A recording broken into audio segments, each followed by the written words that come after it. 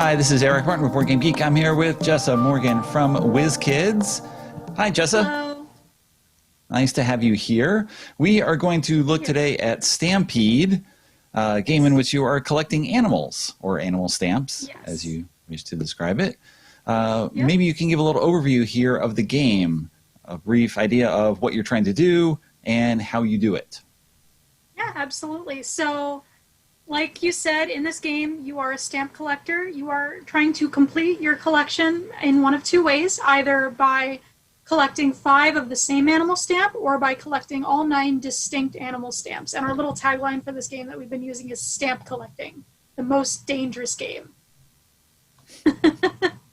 Okay. So what do we start with in hand, and how do we actually take turns and play? Everybody's going to start with 3 cards in their hand, and at the end of your turn, you'll always have 3 cards in your hand. In addition to the 3-card hands that everyone will have, there is a central area that is called the, I'm drawing a blank, that is called the stamp exchange area, and the stamp exchange area will always have 3 stamp cards in it, and anytime you exchange with that area, it's never, the number of cards in that area never changes. And then you will also start the game with 2 face-up stamp cards on the table in front of you, and that is your stamp album. Everyone starts with 2 stamps in their collection. They've already started collecting, and the goal is to complete your collection. Okay. So each animal has a different power. I don't know if you can run through a few that we can see here, how they use it. Yeah, or of course. I don't know if Lincoln and Nikki would just want to play and you can explain as they do things, or I don't know what would be best in terms of... I'll talk a little bit about some of the powers, but it's definitely much easier to understand if you are playing it. So I'm going to just go off of the album that's directly on the table facing the audience. So the elephant card, as you can see, each animal card has different icons on it, and those icons represent the different things that the animal stamps can do. So the elephant, for example, allows you to exchange 1 card from your hand with 1 card from your own album. So you can take a card in your hand and put it in your album, and when you do that, you don't have to use its ability.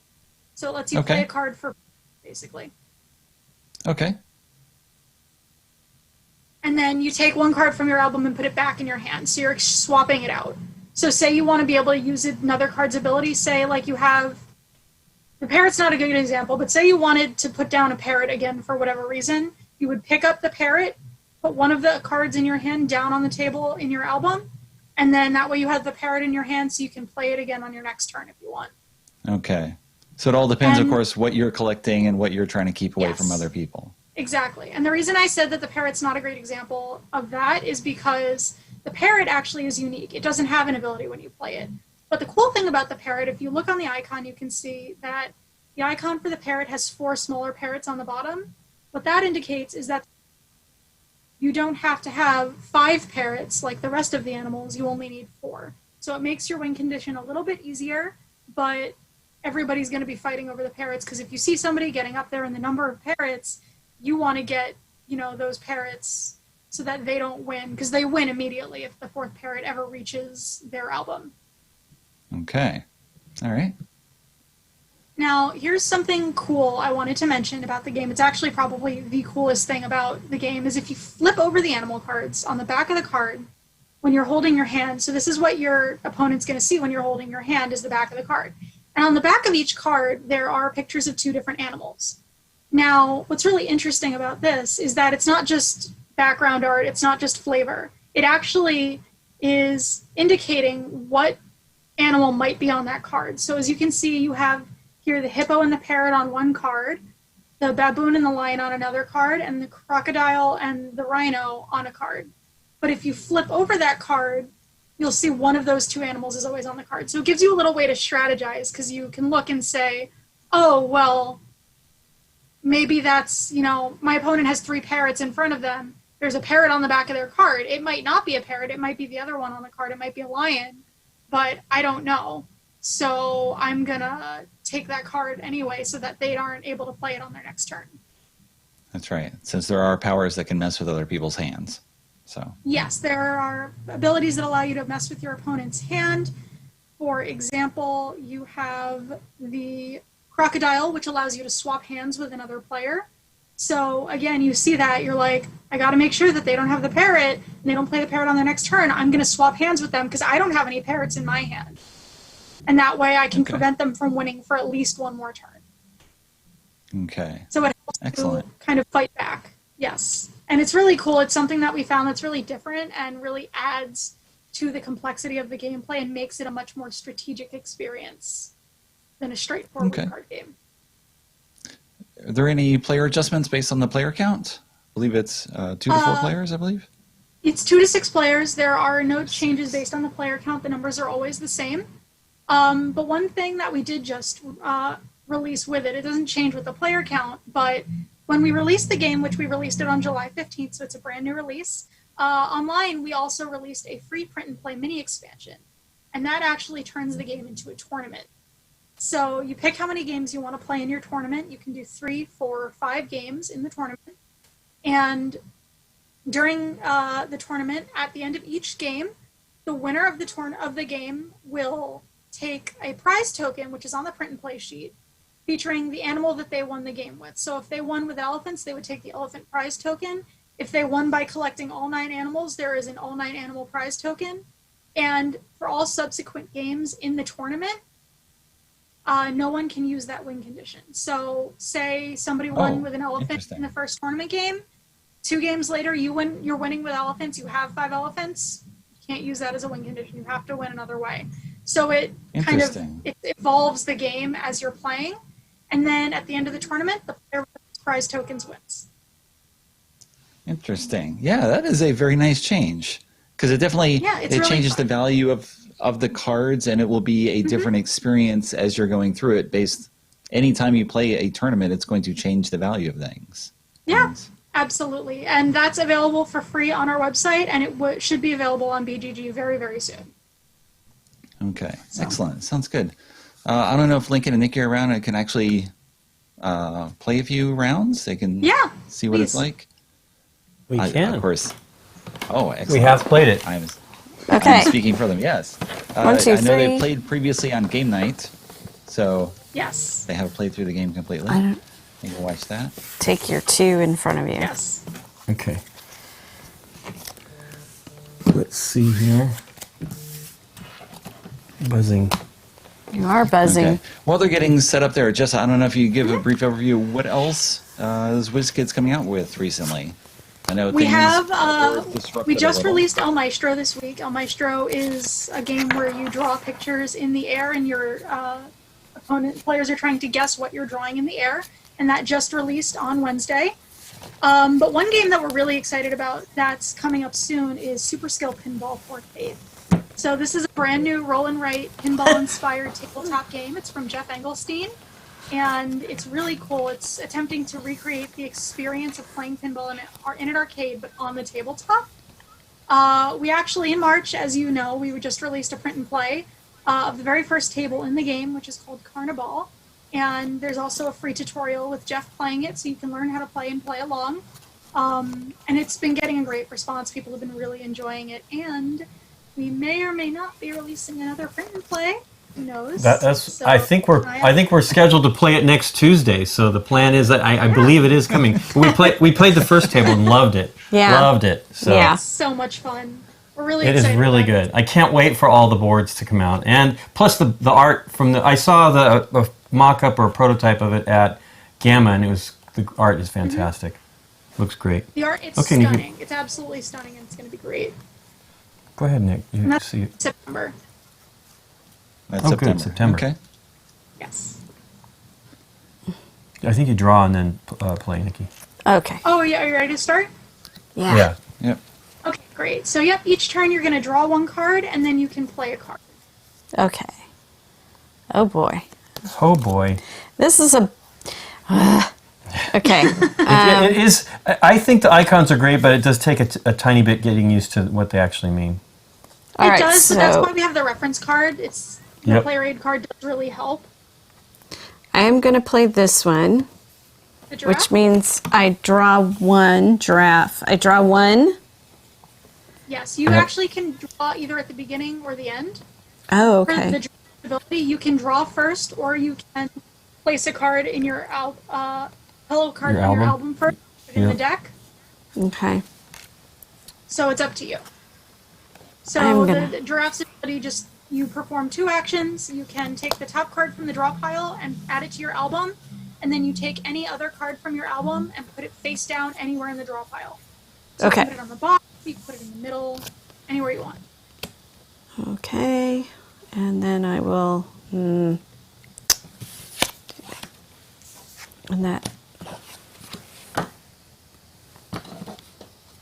Perfect. And a good way to know at the end of your turn if everything Didn't went that stay? correctly is that there will always be 3 cards in your hand, 3 cards in the stamp exchange area, and 1 more card in your album than at the beginning of your turn. Okay. Okay. So it is just kind of makes it a little- snowballing. Yeah, Yes. eventually someone will win the way you're snowballing and putting everything out Right. there. There are actually, I've seen times where the draw pile is drawn out and no one wins. In which case, everyone takes, I believe, 1 card from their album and puts it Is that correct? into, No. yeah, and it shuffles together 2 cards. Yeah. So Lincoln played a You'd have to giraffe. do that He again. drew a Oh, I card from see. the deck that And then I goes could into toss the something album, else. and you toss to something else from the album, not your Yes. Oh, from the album? Okay, From let's your- do that one yeah, then. from your album. It's okay. I don't. It's something else. It might be the one I had. Who knows? They were all terrible. Who knows? Okay. Hey, it is exactly the card I had. That's Yeah. really fun. Nice job. Okay. All right, here we go. Oh boy. Maybe I want to do that. Maybe I just do. I will play the rhino. Heck if I know. Right. So I draw 3. So the rhino's another one where you do 2 things. First, you take or in any order, you take the top 3 cards from the draw pile. Yeah, and then you to can create put a them. hand, Yeah. And then you take the hand and put it face down anywhere in the draw pile. Perfect. I like that. I'm going to win. All right. Hey, look. Hey, that was probably the one I just threw in there. It was. All right. Cool. Okay. Oh boy.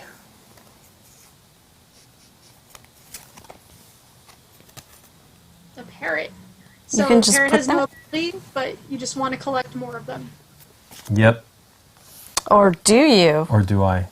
Do I? I do. Me. I do want to. No, but we're not grabbing from here. This is not Well, working. it depends. That might not be what you want. I mean, that lets you do that if you go for that again. Yeah, Play the it. baboon and the buffalo allow you to interact with the exchange area. But generally, like, you're only pulling from the exchange area if you're using the baboon or the buffalo. Otherwise, Right. you don't interact with it a whole ton. But it's good because it means you can kind of follow the pattern of what's been. Is it a buffalo or is it a wildebeest? I can't remember. It was a buffalo, right? Yes. I don't know. We had this conversation. We had the conversation On the- on the- because I said it was a new, and then had a bunch of dumb jokes about new cards. All right. So I am going to play the. Buffalo? We're getting crowded, Trying to say a buffalo. right? And then I pull all of these, and they go down. You exchange them with your hand. And then you put back 3 of your choice. With your album. Yep. You could. Yeah. You could. Oh, it is from your album. That's right. It's from your So album. it's not it's your- it's from your album. Yeah. Yeah, it's album from. I'm looking at what I had. Yep. Yep. We'll get rid of you Wow. and you. I don't want to get rid of anything else. That's why it was a good take. Make up her own rules. Wait. I'm going to make up my own rules. No, that's stupid. Dang it.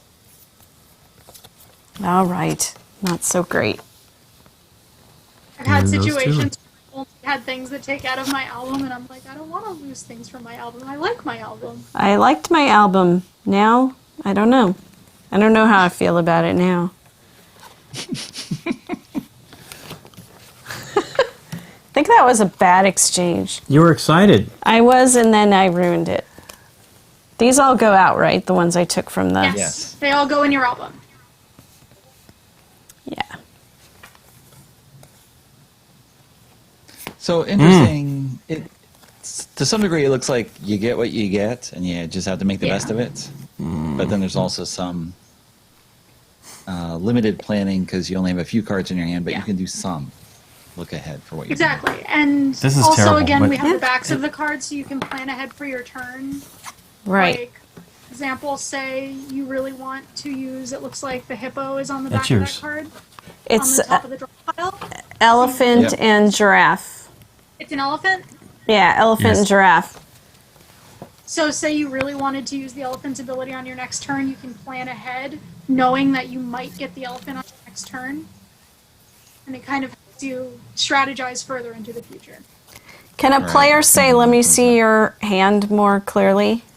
The bottom part of your hand. I mean, I think we were doing that in the Yes. video. They're also on Okay. the top, though, if you notice. Oh, Yeah. okay. Yeah, they're They're on teeny, the- but they're it's there. bigger on the bottom, but you also have the same pictures on the very top. All right. You should hold your cards like this, Nikki P, so that people can see what. See you what? got. Yeah. Well, that's what I'm saying. You don't know. Except I like to see what I can actually do with those cards. so- See? Well, Yeah. here's what I might have. Oh, I know. Believe me, putting that parrot down there was not a good idea. But All right, Nikki. Yeah. Oh, it's me. yep. Sorry. I thought Lincoln was still figuring No, it out. I got it figured out. All right, here comes the parrot. Done. Oh, Oh, parrots. dangerous. It is very dangerous. I think I'm going to lose. Unless I do something wonderful here. I believe in you. I believe in you. Okay. So I'm going to play. Ugh, this is the wrong card to draw into my hand to do exactly what I'm going to do. But I'm going to do it anyway. Hey, Okay. I'm going to do the alligator, and I'm going to switch hands with you. But No! it won't make any difference because you're still Oh, going look to at win. that. So don't worry about it. Yeah, I see. Now I see. Okay, you ready? Yes. You ready? Hey, a parrot. Oh my gosh, I lost the game. What a drag. Oh, But that's hard to do usually. I love In it, the though. games we played, it's really hard to I do love that. this game. yeah. And it's 'cause definitely there's harder more- to do with more players because you Yeah. have Oh, to yeah. spread more. The lion, you've got to be worried about that lion. The parents. The lion is a powerful card. Well, because Yeah, absolutely. more people see what you're doing, for so sure. they're gonna stop you. Right. But There's it more was just opportunities. you. Although nobody stopped you from winning with the parrots in the second game that we played. Did so. I win the? Yeah, you won the second There you game. go. It's like, hey, you let her win. Well, come on. We didn't necessarily know it. But I love this game. It's Yeah. really, really fun. And really great art. It's- So fun. Thinky, actually, just because of all the abilities. And if I move this and I move that, oh wait, I didn't get what I thought I was gonna get. yeah, absolutely. So- Yeah. Well, that was what I It's drew. absolutely I was unexpectedly strategic. I was going to Yeah. play this card. I'm like, I'm going to play this card, but I drew a parrot. So I was like, well, she's going to get a parrot in her hand regardless. I wasn't sure you had a parrot in your hand, but I was like, there's a good chance. Especially when you said no when I was switching hands with you. Well, then I saw the little parrot. I'm like, yeah. So I was like, don't worry about it. The winning card is in your hand. Yep. Inevitable.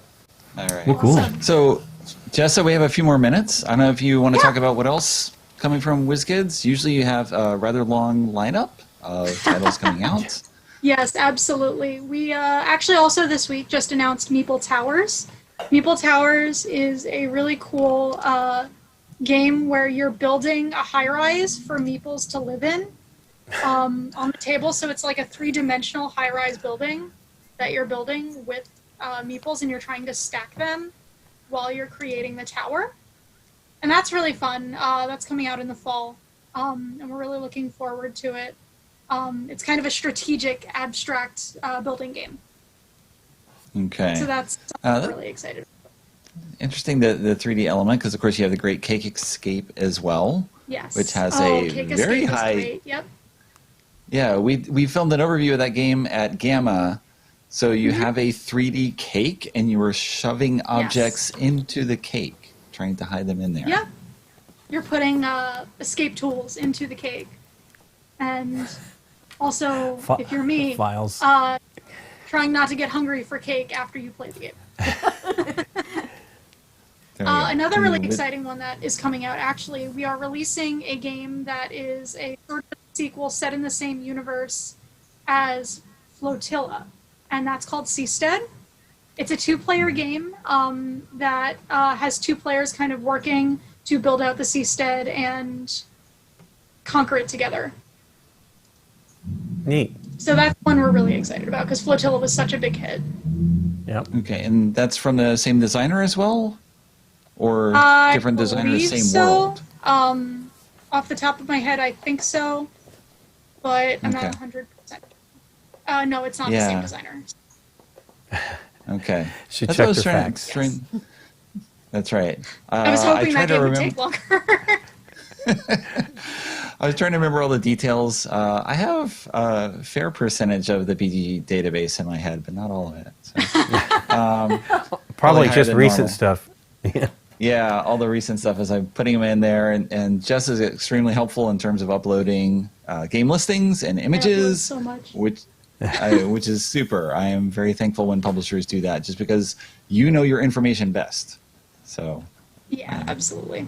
And then glad the you last can one do that's that. coming out that's actually we're very, very excited about is called Gates of Mara. Gates of Mara is actually designed by the same designer as Flotilla, and it is a really, it's hard to describe. It's by J.B. Howell, and it is I'm at a loss for words because it's such an interesting game, and it's got it's kind of like a worker placement area control game, and we really expect that one to really make a big splash because it's got really solid design. I don't know why I'm running out of words, but it's got really solid design. It's a really great game and really beautiful art. So we're really looking forward to that as well. Okay.